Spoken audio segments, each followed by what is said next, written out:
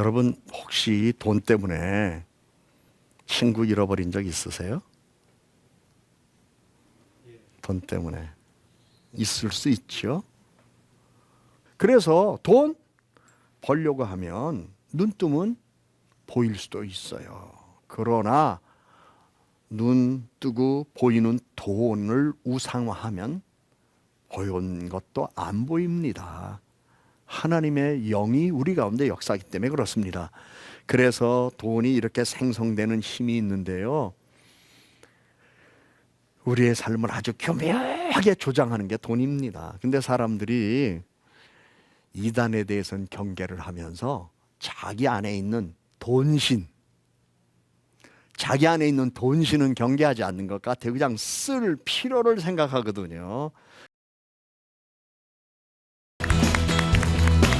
TTS 특강 하나님의 경제, 세상의 경제 진행을 맡은 정선입니다.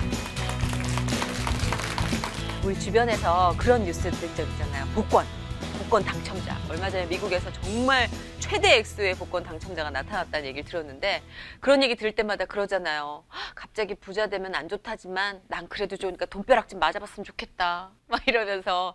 근데 사실 물질적으로 이렇게 끊임없이 부족하고 좀 궁핍할 때 하나님께 뭔가를 드리기가 좀 힘들 때도 있는데 돈벼락을 맞아서 진짜 부자가 되면 하나님께 드리는 게 훨씬 더 쉬워질까요? 그렇지는 않은 것 같아요. 그죠? 예. 뭐, 많은 돈을 번 부자는 아니지만 그래도 조금 돈을 벌어봤을 때 제가 그렇게 헌금 내는데 생색을 냈더라고요. 그러니까 무조건 하나님께 뭔가를 내가 드린다고 생각해서 그랬던 것 같아요. 그만큼 이 재정, 경제, 돈, 하나님께 위탁하지 않고는 우리가 버는 법도 쓰는 법도 알 수 없는데 오늘 이 시간 여러분 잘 오셨습니다. 정말 제대로 된 크리스천의 재정을 알려드릴 아주 소중한 시간이 될 텐데요. 하나님의 경제, 세상의 경제. 우리가 세상을 살리는 어떤 사랑과 어떤 구원의 통로로도 재정이 이용될 수 있잖아요. 그런 노하우를 오늘 알려주실 분입니다. 동대전 성결교회 허상범 목사님을 모셨습니다. 어서 오세요. 반갑습니다. 오늘 강의는 네. 어떻게 요약될 수 있을까요? 오늘의 강의는 그 가치의 충돌에서 네. 우리가 어떻게 충돌로 인한 충격을 받지 않고 보물찾기를 보다 잘할 수 있을까? 이런 관점으로 말씀드리겠어요. 데미지 없이. 네, 네. 아무래도 격돌하면은 누군가 상처를 입으니까. 한 번씩 우리는 돈 때문에 충격 받아요. 네, 그러니까. 여러 번 받습니다. 오늘 우리의 고민을 네. 좀 해결해주는 큰 도움이 되는 시간이 네. 될 줄 믿습니다. 네, 네. 자, 그러면 우리 목사님의 강의 네. 서둘러서 네. 들어봐야 될 것 같아요. 네. 여러분의 뜨거운 박수가 필요합니다.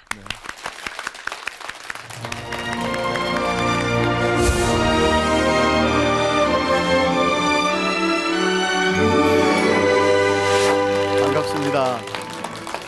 이 시간에는 돈이 과연 괴물이냐 보물이냐 이런 관점에서 우리가 이 세상을 살아가면서 미래의 비전을 얘기하는데 그 비전이 정말 번영이냐 허영이냐 이거에 대한 분별력을 여러분들에게 말씀드리면서 보물찾기를 잘하는 여러분들로 만들어 드릴 수 있는 소스를 드리고 싶습니다. 비전은 미래 허영이 아니라 미래 번영이 되기 위해서 늘 하나님과 동행하는 삶을 살아야 되고 성경이 가르쳐주는 말씀에 대한 이해의 넓이가 깊이가 있어야 되거든요. 그런 관점에서 우리가 먼저 생각할 것은 영적 가치와 경제적 가치 이거에 대한 분별력을 가져야 합니다. 오늘 우리가 사는 사회는 경제가 모든 것을 주관하는 삶을 살아가는 그 과정에서 사람들이 자기도 모르게 경제적 가치가 우선해요. 가치의 충돌은 이처럼 아주 사소한 것 같으면서도 우리에게 분쟁, 고통, 분열을 가져올 수 있고 때로는 가치가 하나만 되면 하나님의 은혜 안에서 우리는 사랑과 그리고 평화를 이루는 삶을 살아갈 수 있거든요. 요즘 사회가 소통이라는 얘기를 많이 하고 어느 분이 소통이 안 된다고 이런 얘기를 하는 분들이 많은데 그럼 자기가 소통하려고 진실을 보였나요? 사람들은 공생 얘기도 해요. 상생 얘기도 해요. 융합, 통합, 연합 따지고 보면 다 하나 되자는 건데 말로 다양하게 표현한 것뿐이에요. 그런데 말로 다양하게 표현하진 않아도 우리는 그런 단어에 대한 이해나 깊이나 넓이나 개념을 알지 못하도 딱 하나만 있으면 되거든요. 사랑. 특별히 하나님의 사랑, 예수님의 사랑. 그래서 아들이 노래 잘 부르잖아요. 예수님의 사랑. 그럼 정말 놀라운 일이 생기거든요. 돈 문제도 마찬가지입니다. 돈 문제도 성경은 우리에게 돈을 사랑하지 말라, 일만 하게 뿌리가 된다고 그랬지 돈 벌지 말라고 그러진 않았어요. 벌어야 돼요. 어떤 방법으로? 사랑의 개념으로. 그래서 나의 수고와 노력이 돈을 벌기 위함이 아니라 내가 헌신하고 수고하고 봉사해서 나와 함께 하는 사람들에게 유익을 제공해 주는 그 대가로 내가 받는 것이에요. 그렇기 때문에 우리는 연봉이든 아니면 주급이든 일당이든 어떻든 내가 섬김의 보상으로 내가 받은 것이라는 마음가짐을 갖고 우리는 돈을 사랑하며 일만하게 뿌리라고 얘기한 이 성경 말씀을 기록하여 돈에 집착하지는 말고 번 것 가지고 선하게 하나님 앞에 영광 돌리며 자신의 삶을 유익하게 만들어가야 한다는 것을 우리는 생각해야 될 거예요. 이런 상황 속에서 돈의 철학이라는 이런 책이 있는데요. 여기에 독일의 철학자 게오르그 짐멜은 돈의 철학이라는 이 글을 통해서 이렇게 소개했어요. 물질에 대한 믿음이 신에 대한 믿음과 유사하다. 사람들이 탐욕은 우상숭배라고 이야기하면서도 어떤 때는 기도는 하나님께 하고 실제로 돈을 더 믿어요. 돈의 힘 대단합니다. 여러분 돈의 힘 경험하셨습니까? 근데 실제적으로 그렇죠. 우리나라에서도 이제 명절 때 우리가 경험하잖아요. 앙케이트 합니다.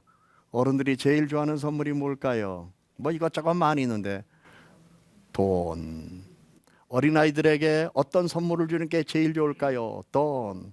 그러다 보니까 뭐니가 그래도 뭐니가 최고야. 돈다 세상이 돈다. 뭐 이런 얘기도 나올 정도로 참 귀하다는 사실을 알게 해줬어요. 그렇지만 그 돈은 우리가 어디서부터 오는가를 알아야 되죠. 하나님으로부터 우리에게 공급되어진다. 그래서 우리는 먼저 내 삶의 필요를 채워주시는 이는 하나님, 나의 모든 것이 되시는 분은 하나님, 그리고 나에게 없는 것을 있게 해주시는 분도 하나님, 이런 마음과 믿음을 갖고 우리는 늘 공급해 주시는 그 하나님에 대한 은혜를 바라보며 살아야 되거든요. 세상 살면서요, 여러분들은 어떻게 생각하는지 모르겠네요.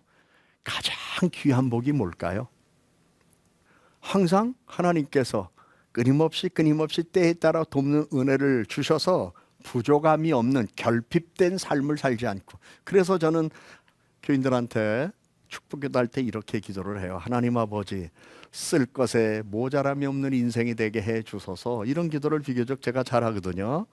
그리고 우리가 요한삼서 2절에 있는 말씀처럼 사랑하는 자여 내 영혼이 잘된 같이 범사 내가 잘되고 강건하기를 원하노라.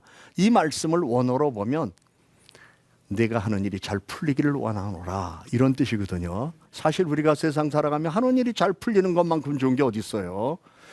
특별히 돈 문제로 잘 풀리면 그 이상의 축복이 어디 있겠습니까?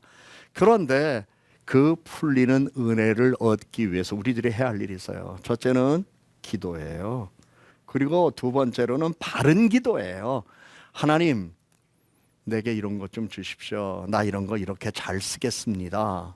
이게 대단히 중요하거든요. 성경은 네가 구하여도 얻지 못함은 육체의 정력으로 잘못 쓰기 위함이니라 말씀하셨어요. 그러므로 우리는 세상 살아가는 동안 바르게 구하면 하나님이 주실 것에 대한 믿음이 있잖아요. 그 믿음을 갖고 우리는 공급하신 하나님을 먼저 바라봐야 돼. 그러니까 내가 막 돈 벌어야 되겠다, 막 그래가지고 조급하게 돈 벌려고 하다가 꼭 사기당하는 일이 많아요. 그래서 조급함은 금물이에요. 오히려 하나님 앞에 기도를 드리면서 진지하게 차분하게 공급해 주시는 그 손길을 바라보며 인도하심도 우리가 바라봐야 되거든요. 그런 상황 속에서 돈의 철학은 사람들이 상품에 의미를 부여하고 그 상품을 자기가 상징적으로 자꾸 생각하면 우상화하고 그것이 우상화됐기 때문에 돈까지 거기에 모든 걸 결부시킨다는 이러한 얘기를 하거든요. 그래서 우리는 세상 살아가는 동안 우리 그리스도인들의 최고의 가치는 명확하게 알아야 되는데 하나님을 사랑하고 이웃을 사랑하는 겁니다. 그렇기 때문에 우리는 내가 갖고 싶은 어떤 물건에 의미를 부여하거나 내가 버는 것에 목적을 두는 게 아니라 삶의 내용 속에서 하나님께 어떻게 기쁨이 될까, 정말 내가 이거 하나님을 사랑하는 마음으로 하는 걸까, 이런 걸 생각해야 되거든요. 평상시에 그런 생각 많이 합니다. 내가 만일에 에덴 동산에 있다면 선악과 생명나무 그건 놔두고 그 외에 다른 실과는 실컷 따먹겠다. 그거 먹어도 쫓겨나지는 않으니까.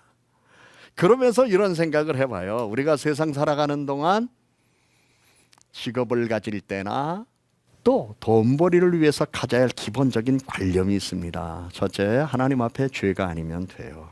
어떤 직업을 가졌든지. 두 번째면 사회에 악을 끼치는 일이 아니면 돼요. 그리고 자신과 남에게 해를 끼쳐서는 안 돼요. 요 세 가지, 죄냐 악이냐 해냐, 여기에 적용만 안 된다면 다 하는 거예요. 기본적인 요것을 제외한 모든 것은 내가 다 할 수 있는데 문제는 자신의 재능을 발견하지 못한 겁니다. 자기의 은사를 발견하지 못한 겁니다. 그래서 세상 살아가는 동안 우리 부모님들이 자녀들이 돈 걱정하지 않고 살아갈 수는 없지만 돈을 잘 벌고 바르게 벌어서 부족함이 없는 삶을 살아가기를 원하신다면 아이들의 재능을 일찍 개발시켜주고 발견해주는 게 부모의 도움인데 우린 부모들이 너무 바빠요. 그러다 보니까 가치관이 정립이 안 되거든요. 그래서 우리 믿음의 가정들은 하나님을 사랑하고 이웃 사랑하는 이 가치관 안에서 직업을 갖더라도 내가 이걸 섬길 수 있느냐, 이게 중요한 거죠. 여러분, 하나님 우리에게 필요를 주시고 그 필요가 내게 넘친다고 생각할 때는 남도 생각해야 돼요. 그런 마음 가지면 하나님께서 축복해 주시거든요.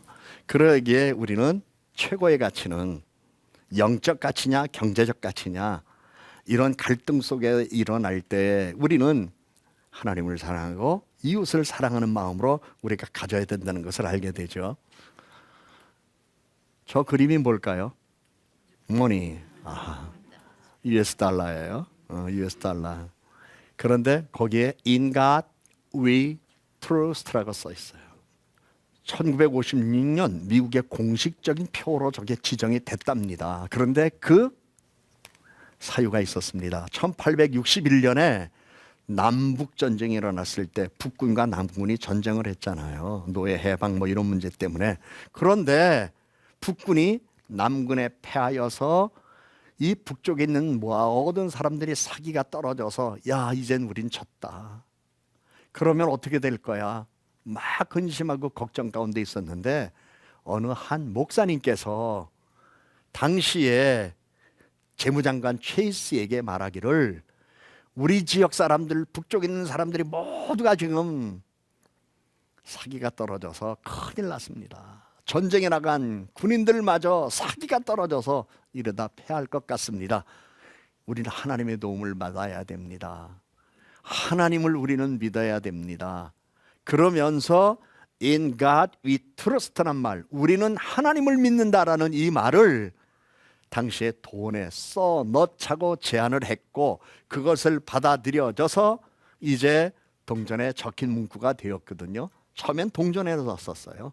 그런데 지금 지폐도 넣어 있죠. 그 이유는 하나님과 돈, 정신과 물질이 조화를 이루는 국가가 힘이 있는 국가가 된다. 이건 유물론이 아니에요. 하나님을 믿기 때문에 하나님이 우리를 도와주실 것이다. 그래서 성경에 여호와는 나의 힘, 나의 피난처, 나의 능력, 나의 산성이라고 말씀했잖아요. 힘이 되신 나의 하나님이 지적인 힘도 주시는 거예요. 힘이 되신 하나님이 내게 건강에 힘도, 그리고 나의 힘이 되신 하나님이 내게 경제력도, 나의 힘이 되신 하나님이 내가 모든 걸 할 수 있는 이러한 자신과도 주시잖아요. 사회상 살아가면서요, 돈을 잘 벌까 못 벌까 자세의 문제예요. 자신감의 문제. 우리 목회할 때도 설교자로서 다녔을 때도 자신감이 필요하거든요. 그래서 세상 살아가는 동안 보이지 않는 자본, 자신감, 그 다음에 거기에 지혜, 이런 게 필요하단 말이죠. 그래서 동전에 저렇게 써놓은 이유는 우리는 하나님을 믿는다. 하나님이 우리 도와주신다는 거예요. 그래서 삶을 살아가면서 우리는 이 돈이라는 문제에 대해서 우리가 개념 이해를 좀 해야 될 것 같아요. 돈. 그리고 머리가 돌면 안 되잖아요. 돈이 도대체 뭐며 돈의 힘이 뭐냐? 중요하잖아요. 그런데 사람들은요, 돈의 가치를 부여했어요. 이 정도 모이면 이건 집도 살 수 있다. 이 정도 모이면 내가 차도 살 수 있다. 이 정도 모이면 노후에 내가 걱정하지 않겠다. 그래서 돈이라는 그 화폐 안에 나름대로 가치를 심는 거예요. 그건 나쁜 거 아니에요. 왜요? 무가치하게 삶을 알면 안 되잖아요. 가치를 부여하고 그 다음에 거기에 대한 어떤 목적을 가져야 될 거 아닙니까? 그게 바로 가치 생성이 되고 목적이 우리의 사물이 되는데 그걸 우상화하면 안 되잖아요. 그런데 사람들이 우상화해버려요. 그럼 거기에 절대적인 의미를 부여해요. 그러다 보니까 그걸 자꾸 추구하려고 그래요. 집은 마치 찬송에 올라가 그러는 것처럼 늘려가 어디까지? 천국 갈 때까지 늘려만 가려고 하는, 이게 우상이 돼버리는 거예요. 중요한 건 자기 자신이 거기에 자꾸 욕심을 부리면 욕망의 노예가 돼버려서 사람이 안 보여요. 여러분, 혹시 돈 때문에 친구 잃어버린 적 있으세요? 돈 때문에 있을 수 있죠. 그래서 돈 벌려고 하면 눈 뜨면 보일 수도 있어요. 그러나 눈 뜨고 보이는 돈을 우상화하면 보이는 것도 안 보입니다. 하나님의 영이 우리 가운데 역사하기 때문에 그렇습니다. 그래서 돈이 이렇게 생성되는 힘이 있는데요, 우리의 삶을 아주 교묘하게 조장하는 게 돈입니다. 근데 사람들이 이단에 대해서는 경계를 하면서 자기 안에 있는 돈신, 자기 안에 있는 돈신은 경계하지 않는 것 같아요. 그냥 쓸 필요를 생각하거든요.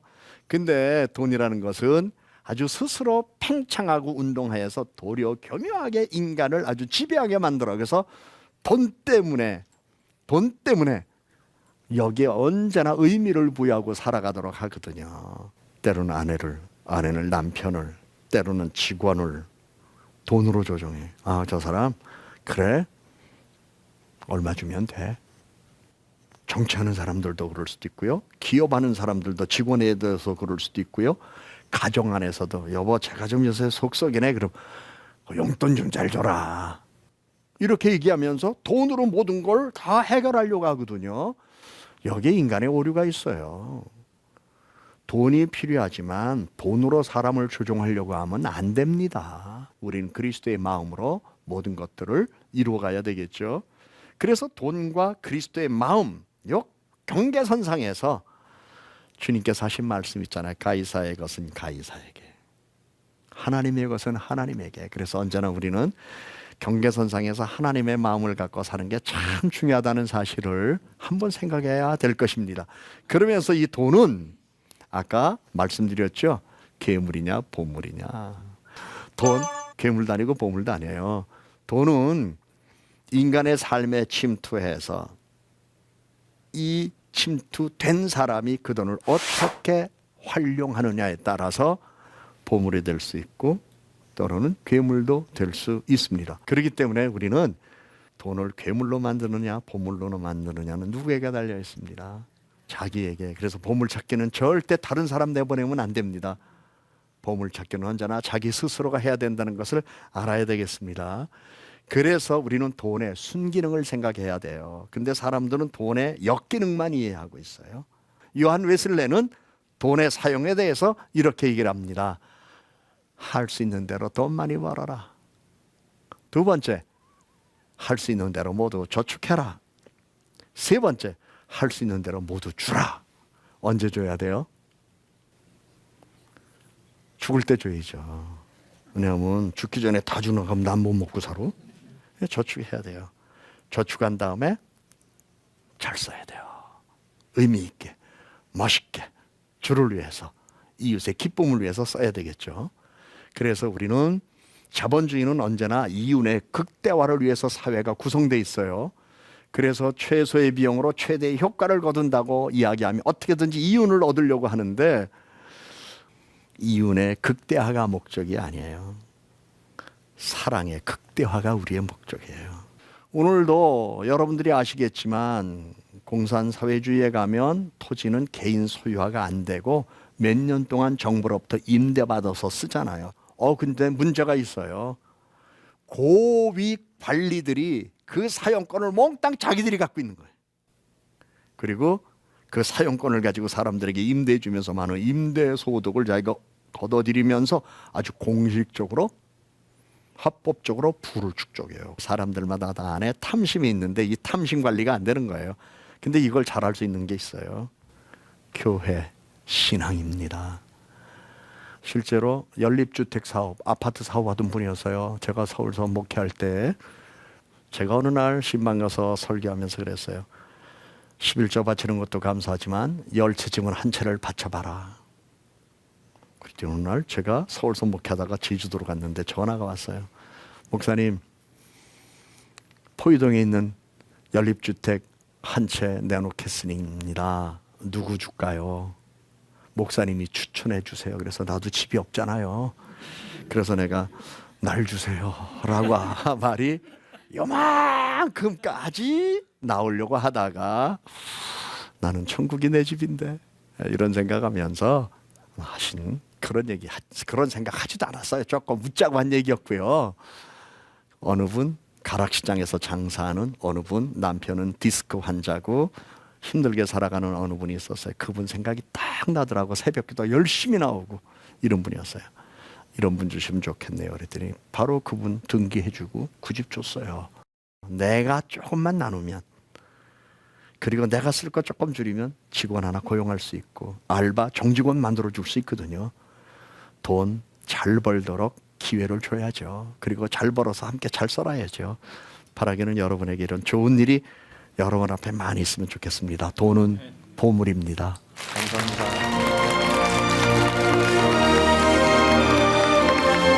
네, 목사님의 귀한 강의 잘 들었습니다.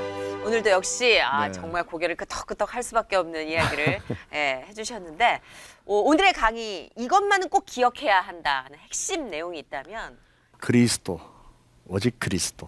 오직 그리스도. 네. 깔끔합니다. 네. 오직 그리스도. 그리스도만이 정답이죠. 네, 네. 예. 그분이 해답이고요. 그렇습니다. 자, 오늘 이 강의를 통해서 또 많은 분들이 느끼신 바가 되게 큰 표정들입니다. 맞죠? 맞죠?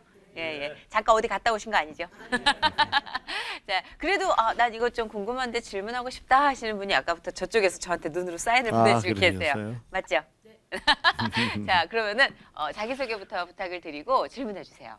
저는 이은정 집사이고요. 네. 제가 항상 궁금했던 것은 이제 아이들을 키우면서 이제 교회 봉사들을 많이 하다 보니까 그런 시간적인 것들이 많이 겹치거나 교회 봉사를 못 하게 되는 경우가 생겨서 일을 결정할 게 있어서 갈등이 생겼었어요. 맞아요. 그래서 어디에 기준을 두고 일을 결정을 해야 되는지 와. 그것이 궁금합니다. 네. 이거 진짜 많이 하는 그럼요. 고민이에요. 그럼요. 목사님. 네네, 그렇습니다. 저도 궁금합니다. 예, 예.